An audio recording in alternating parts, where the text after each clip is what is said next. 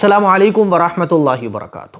تراویح پڑھنے میں ایک غلطی عام طور پر لوگ کرتے ہیں، اس غلطی کی طرف میں آپ لوگوں کی توجہ دلانا چاہتا ہوں۔ ہو سکتا ہے کہ آپ لوگوں کو پتہ ہو لیکن عمل نہیں ہو پا رہا ہے، اور ہو سکتا ہے کہ آپ لوگوں کو نہ پتہ ہو۔ ہوتا کیا ہے کہ بہت سارے لوگ ایسے ہیں جو 5 دن کا قرآن مجید تراویح میں سنتے ہیں، 10 دن کا سنتے ہیں، 12 دن کا سنتے ہیں، 15 دن کا سنتے ہیں، اور یہ سمجھتے ہیں کہ قرآن مجید تراویح میں مکمل ہو گیا، بس اب ہم فری ہو گئے، اب تراویح پڑھنے کی ضرورت نہیں ہے۔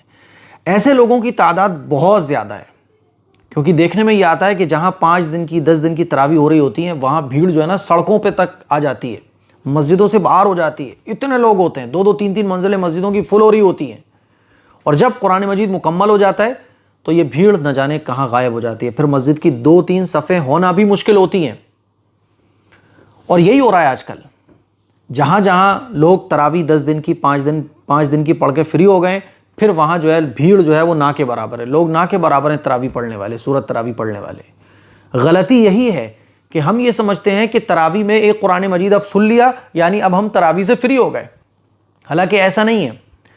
یاد رکھیے گا، بہت ضروری مسئلہ ہے، سمجھنے کی کوشش کیجئے، کیونکہ رمضان کا مہینہ ایک ایسا مہینہ ہے جس میں ہم سے گناہ نہ ہو۔ اگر ہم نیکی نہیں کر سکتے تو کوئی گناہ کا بھی کام نہ کرے، اور جو لوگ تراویح 10 دن 15 دن کی پڑھ کے 5 دن کی پڑھ کے چھوڑ دیتے ہیں وہ بہت بڑا گناہ کر رہے ہوتے ہیں۔ وہ گناہ کیا ہے، میں اسی کی طرف آپ لوگوں کی توجہ دلانا چاہتا ہوں، کیونکہ گناہ کرنے سے ہماری نیکیاں، ایسے سمجھ لو آپ کے ایک ٹنکی ہو، نیچے نل کھول دو، اوپر سے پانی بھرتے رہو تو وہ ٹنکی کبھی بھی بھری نہیں جا سکتی۔ اسی لیے ایک طرف جہاں ہم ثواب کے کام کر رہے ہیں، نیکی کے کام کر رہے ہیں، وہیں دوسری طرف گناہ کرنے کے ذریعے ہم اپنی نیکیوں کو ختم بھی کر رہے ہیں۔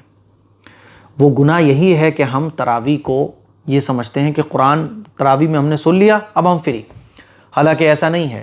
پورے رمضان 20 رکعت تراویح پڑھنا یہ سنت مؤکدہ ہے، اور سنت مؤکدہ کے بارے میں آپ لوگوں کو پتہ ہونا چاہیے کہ سنت مؤکدہ کہتے ہیں کہ پڑھنا ہے، چھوڑنا نہیں ہے۔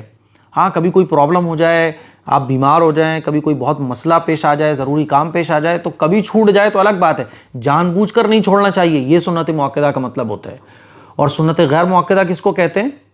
سنت غیر مؤکدہ اس کو کہتے ہیں کہ کر لو تو ثواب ہے، نہ کرو تو کوئی گناہ نہیں ہے۔ رمضان کے پورے مہینے 20 رکعت تراویح پڑھنا یہ سنت مؤکدہ ہے، اور رمضان کی تراویح میں ایک قرآن مجید سننا، یعنی تراویح میں ایک قرآن مجید سننا یہ سنت ہے۔ اور سنت مؤکدہ میں اور سنت میں سنت مؤکدہ کا درجہ بڑا ہوا ہوتا ہے، یعنی سنت کا مطلب تو یہ کر لو گے تو ثواب ہے، نہیں کرو گے تو کوئی گناہ نہیں ہے، اور سنت مؤکدہ کا مطلب یہ ہے کہ کرنا ہے۔ تو رمضان کے پورے مہینے 20 رکعت تراویح عشاء کی نماز کے بعد پڑھنا یہ سنت مؤکدہ ہے، اور تراویح میں ایک قرآن مجید سننا یہ سنت ہے۔ یعنی اگر آپ کا مان لیجیے ایک قرآن مکمل نہیں ہو پایا تو آپ پر کوئی گناہ نہیں ہے، لیکن اگر آپ 20 رکعت تراویح رمضان کے پورے مہینے نہیں پڑھ رہے ہو، چھوڑ رہے ہو، تو یہ گناہ کی بات ہے، اور یہ گناہ بہت سارے مسلمان کرتے ہیں۔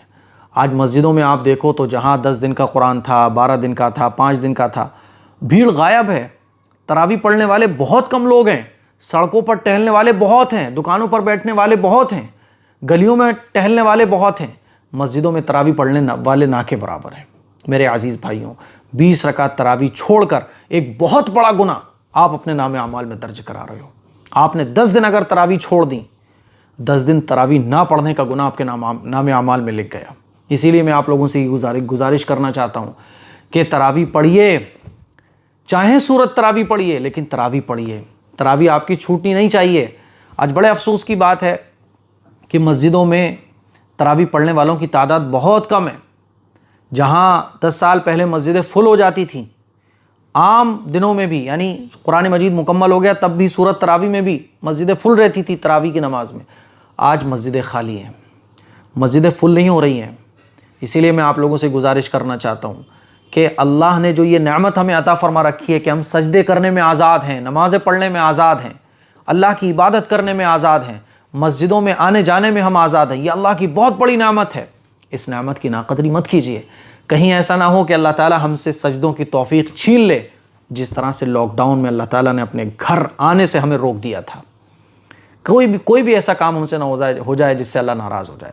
یہ میری آپ لوگوں سے گزارش ہے، اس کلپ کو شیئر کریں، دوسروں تک پہنچائیں۔ السلام علیکم ورحمۃ اللہ وبرکاتہ۔